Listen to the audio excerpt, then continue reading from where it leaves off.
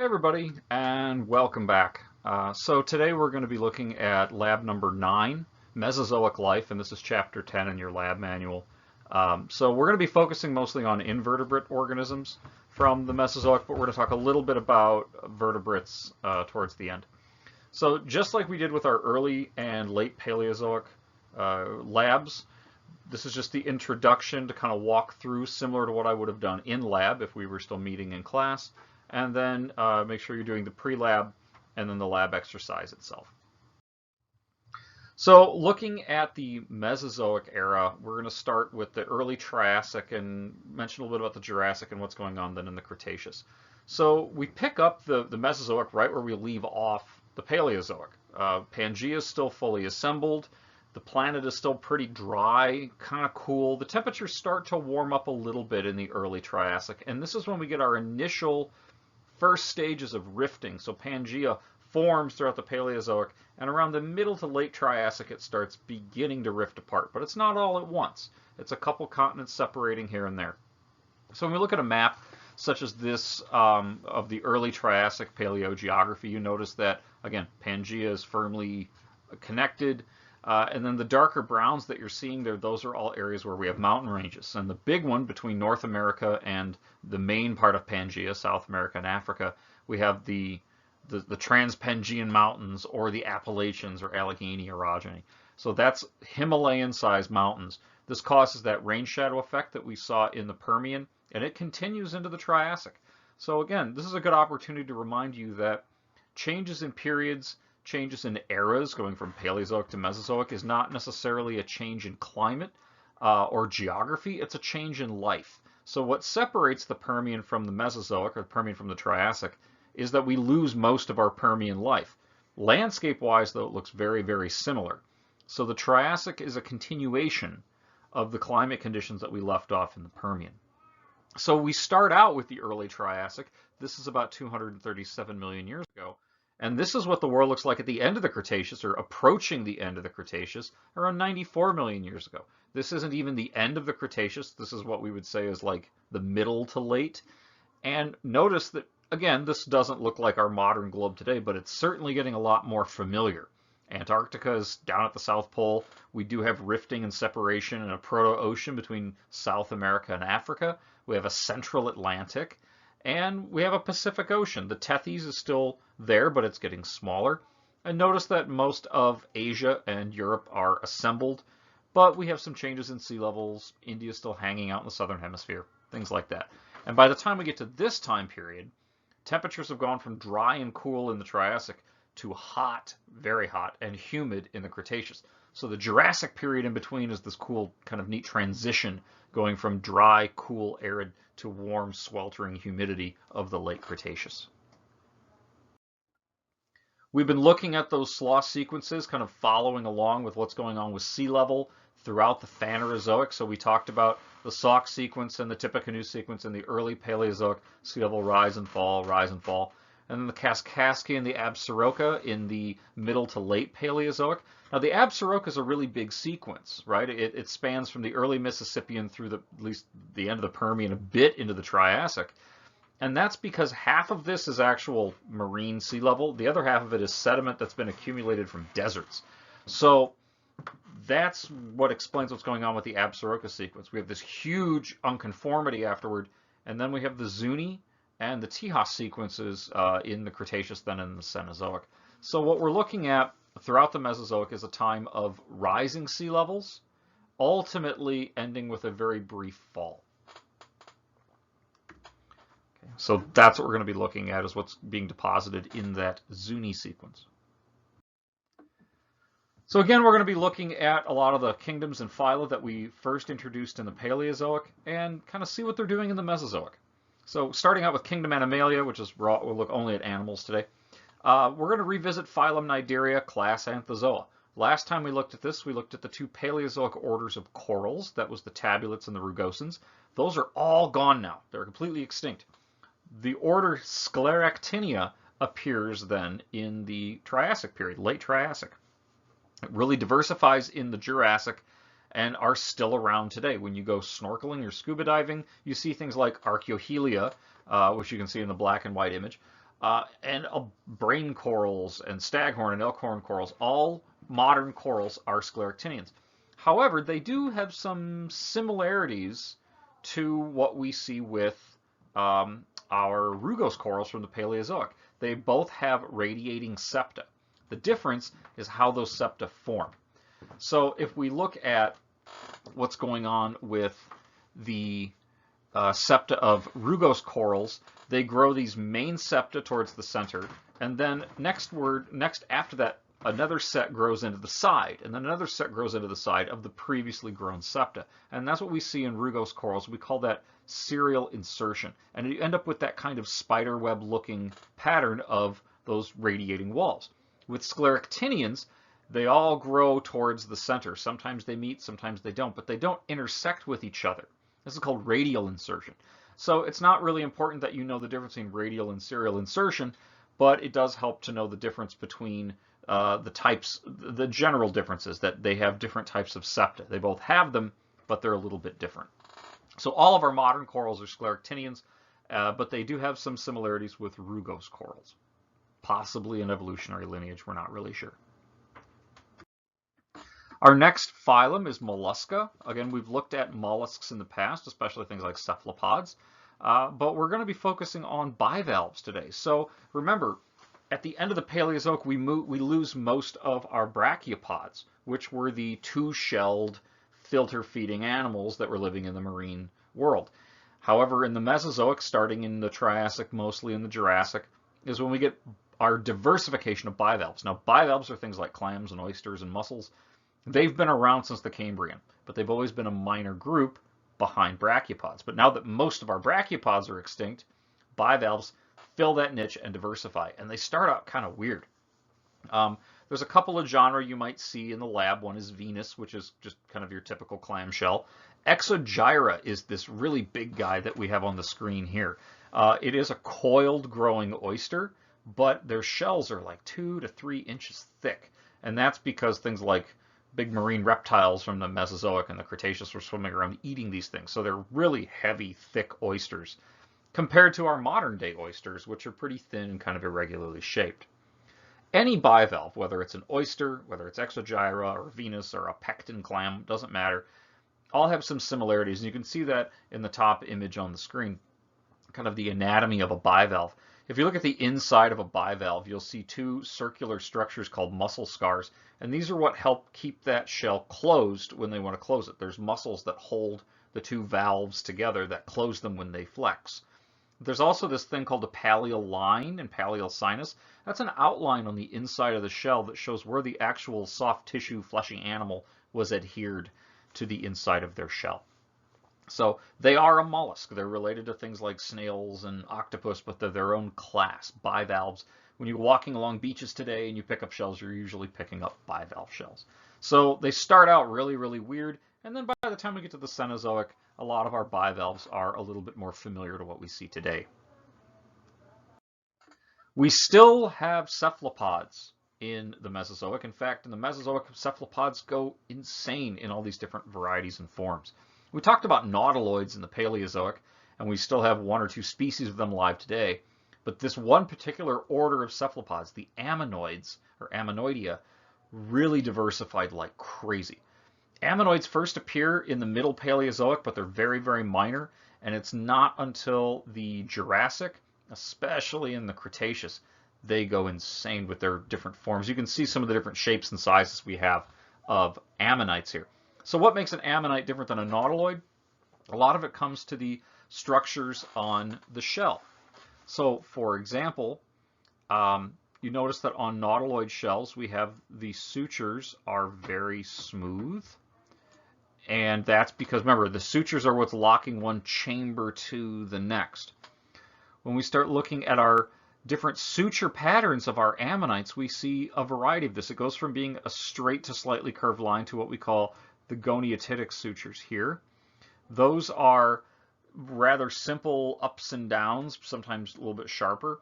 And then in the Jurassic into the Triassic, we start seeing more of these cerotitic, which have loops and then some little wrinkles and loops and little wrinkles. And then we get to the ammonitic ammonite sutures. And that's what you see actually in this photo here. It looks like a fractal pattern. That's how these shells are interlocking with each other. Okay, and what that's helping is ammonites are so diverse in their shapes, they're actually living in deep water, shallow water, middle depth waters, all these different environments, and they can move around them as they want. If you're going to go down to great depths, you need that structural integrity to keep those shells from imploding. So it keeps the shell nice and stiff, and it keeps them from really being pulled apart too easily. So nautiloids do this still today, but they're not doing the same kind of stuff that ammonitic ammonites were doing.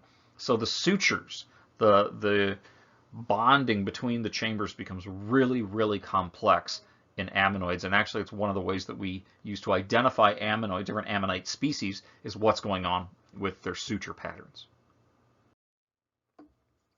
Another cephalopod that diversifies in the Mesozoic are belemnites, order Belemnitia.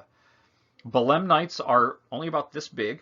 Okay, they're a small squid-like animal, but what makes them unique is that they actually have no external shell like an ammonite or a nautilus.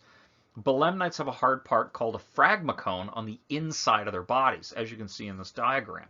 It's a little calcium carbonate bullet-shaped fossil. They're about this big, and actually that's what belemnite means. In Latin is bullet stone. They look kind of like a 50 caliber round. So when these things died, we'd find literally thousands of them, because they would swim in these cute little schools of thousands and thousands of belemnites, and then they die, they decompose, and the only thing left is that internal hard part. So unlike an ammonite, where you have a shell the organism was living in, this is a hard part that the organism lived around. So it was that little bit of an internal skeleton. Very similar to a modern-day cephalopod called the spirula, which has a small coiled internal structure, but it's not as heavily formed as belemnites.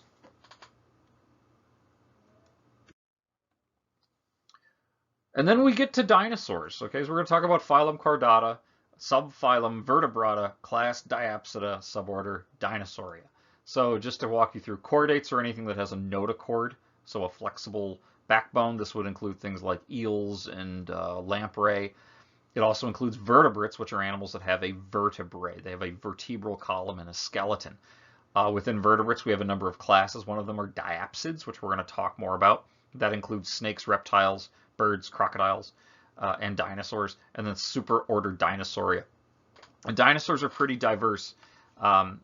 As you can see, we have two main groups, the Saurischeans and the Ornithischians, and this has to do with the way that dinosaur pelvises are assembled. And if we go over to the Saurischean side, that's where we see the meat-eating dinosaurs, what we call theropods. It also includes modern-day birds. You can see how they branch off of that. And then we also have the sauropods, your long-necked dinosaurs. Both of those are Saurischean. On the Ornithischian side, we have all of our plant eaters like the ceratopsians, the horned dinosaurs, the thick-skulled pachycephalosaurs, the duck-billed dinosaurs, the stegosaurs. All of those together, these all make up Dinosauria. What I really want you to know, though, for the lab today is some major parts of the dinosaur skull. Okay, and I'm going to be using an example that I have here at home, and also you'll see it in the lab as well, in the lab manual and as you go through the lab exercise. Okay. So here's a diagram of an Allosaurus skull, which was a Jurassic predatory dinosaur. If you remember walking into the main lobby or first hallway in Harrington Hall, this is the skull that's in the big display case. Most meat-eating dinosaurs have very similar skulls when it comes to what types of shapes and structures and bones that they have. It's not just one bone in the upper skull and one bone for the lower jaw. Reptiles have lots and lots of little bones, and also extra openings. So we're going to follow along on this diagram, and you can follow along in your lab manual as well. It's on the very last page of the lab manual is this diagram. And also I have this, one of the things I've been doing in my free time here at home is 3D printing things. And one of the things my son and I 3D printed is a life-size velociraptor skull, which was kind of fun to do.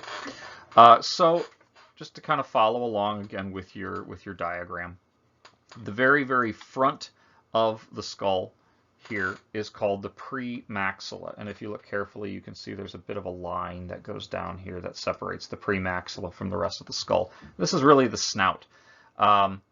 we don't have a premaxilla, but a lot of animals do. It's a separate bone from the rest of the tooth-bearing elements, is where the very, very front teeth are.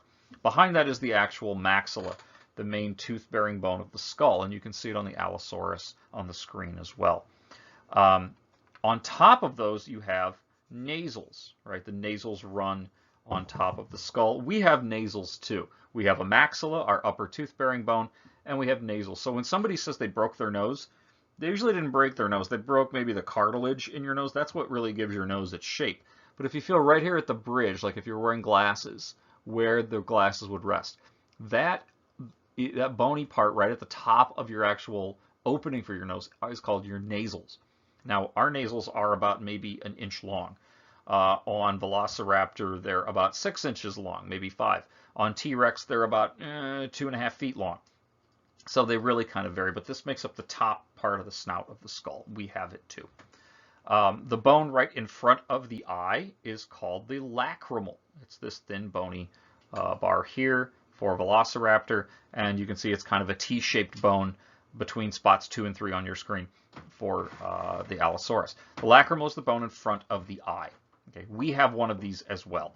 It's right here on the inside of your eye, right by where your tear duct is. There's a little bump. That's your lacrimal. Okay. Post-orbital.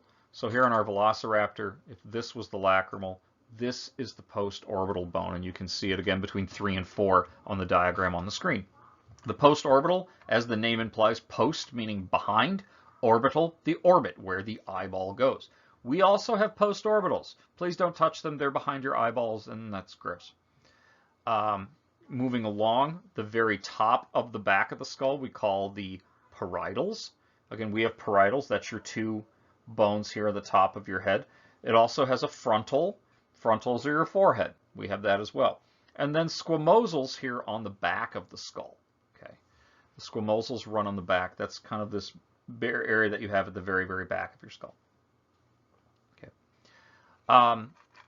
Quadrate, that's going to be this bone down here that articulates with the lower jaw. So the lower jaw here can be removed. And we'll talk more about that in a minute. The quadrate is the bone back here that the lower jaw attaches to your skull. Okay. There's also a couple other little bones here. You think about it, we as mammals, we have 1 bone making up our lower jaw. Reptiles actually have 4. They have the dentary, which is the lower jaw that has teeth in it. And then they have all this part back here. That is the surangular, angular, and articular. And I'm not going to hold you to memorizing all those names necessarily, but there's 3 extra bones in the lower jaw. Okay, and this is true for all reptiles, whether it's a bird, a crocodile, or a dinosaur. So why do mammals only have 1? Well, actually, we still have 4. We still have a lower jaw. That's really the dentary. Our mandible is really the dentary in a reptile. But what about those other 3 bones in the back? Well, think about where your jaw articulates to your skull. It's pretty much here by your ear. And the 3 smallest bones in your body are in your ear, and they help with hearing. And that's how reptiles hear, is with their lower jaws. So those 3 extra bones, what in reptiles we still call the articular, surangular, and angular, are still present in a different form in mammals, such as humans, the 3 tiny bones in your ear. That's where they come from. We can trace that embryologically. And then finally, the jugal is your cheekbone. And on this dinosaur, it's on the Allosaurus on the screen, it's that lower jaw under the eye. And on Velociraptor, that's right here. That's the jugal. Okay. So we have more than just bones, though. We also want to talk about openings, because that's what makes this a diapsid. Okay. The first hole we're going to look at is the nares, not to be confused with the nasals. The nasals are bones. The nares is the opening for the nose. It's your nose hole. We have a nares, an external nares as well, or a nares. Okay. I'm going to skip 2 real quick and we're going to talk about 3. 3 is the orbit. Okay, that's where your eyeball goes. Okay, so if I focus Velociraptor right at the camera, okay, right here and here where my index fingers are, those are the orbits. So this guy could look right at you. Okay, it had forward-facing orbits or forward-facing eyes. I just had to look down its snout. Okay. Now, why did I skip 2? Because 2 is an opening in dinosaur and a few other extinct animal skulls. It's called the ant orbital fenestra. And if we break down that word ant as anterior or in front of, orbital meaning the orbit or eyeball hole, fenestra, which is Latin for window. So it's the window in front of the eye. Okay, it's number 2 on the diagram. So why do dinosaurs have an antorbital fenestra? Simply, it lightened up the skull. They evolved these bony struts of the lacrimal and the postorbital, so they didn't have a lot of extra weight, and so they have this opening. Now, it would have been covered with skin. Some animals still have these today, but the antorbital fenestra is that kind of forwardmost large opening, and it was a place to lighten the skull. It took out some weight. Okay. Now, 4 and 5, which is at the very top, these are really important because these are what separate diapsid reptiles from synapsids, or ultimately mammals. On the lower part of the skull, we have this extra opening. Okay, so it's behind the orbit. So here's the orbit. We're talking about this opening back here. Okay, number 4 on your diagram.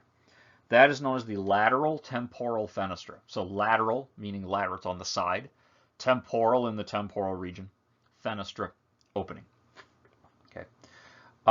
Why do we bring this up? Because mammals and dinosaurs and other reptiles have this. This is a common characteristic in most amniote vertebrates. We have it. We actually do. So here's your cheek. If you go and trace the bony arch from your cheek all the way to your ear, okay, that's called your zygomatic arch. Above that, you can feel your temples, and if you move your jaw, you can feel the muscles moving. You can also feel them below that. So if you actually look at how muscles attach onto a human skeleton, that bar, your arch here, is allowing muscle attachment to your skull. And that's exactly what this is for. The lateral temporal fenestra is a place for muscles to kind of wrap around. It gives it a stronger bite force. Except diapsids have an extra one, and that is the supratemporal fenestra. Supra, not super, but supra meaning above. The above temporal window, so the window above the temple. And to really see this, we have to turn our skull and look right at the top. These extra holes here, extra muscle attachments. This is something all reptiles have. Crocodiles have this. Dinosaurs have this. Birds have this.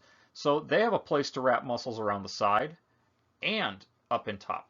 That gives them a super duper bite force. Mammals, humans, we don't have this. We only have the lateral temporal fenestra. We don't have a supratemporal fenestra. That's a diapsid characteristic. That's what makes it a diapsid. It has 2 extra openings. Okay. So when we think about how these features fit together, okay, this is what increases that bite force for something like Allosaurus or T-Rex, or surprisingly even little Velociraptor, which, yes, by the way, this is a life-size Velociraptor skull. They were not very big. Sorry to ruin Jurassic Park and Jurassic World for you, but Velociraptor was only about 6 feet long and about 3 feet tall, and its head was only about 9 or 10 inches long. It wasn't the giant things that you see in the movies. But this is why they have a very, very strong bite force. So like I don't want to get bit by a dog, but if I had to choose between a dog or a crocodile, I'm going to choose the dog because while they have a lot of muscles, it's not like a crocodile, which have those extra bars in the back of their skull to really clamp down on things. Okay. So bringing us then to the end of this little introduction, as you begin Lab 9, a couple things. I want to make sure you read through that lab manual very carefully. Read through the lab before you get started. Do the pre-lab assignment on Canvas. I am still, making sure people are doing those. And then use that lab manual just like last time to assist you. The Appendix B on page 195, we're still going to be using that. There's also a study guide for the next 2 labs, the Mesozoic and the next week's lab as well. This starts on page 293 and goes into page 294 where we have the same Allosaurus skull diagram that you saw just a moment ago. So, like usual, pace yourself through this. If you have any questions, please feel free to get in touch with me. Otherwise, good luck, and we'll see you next time.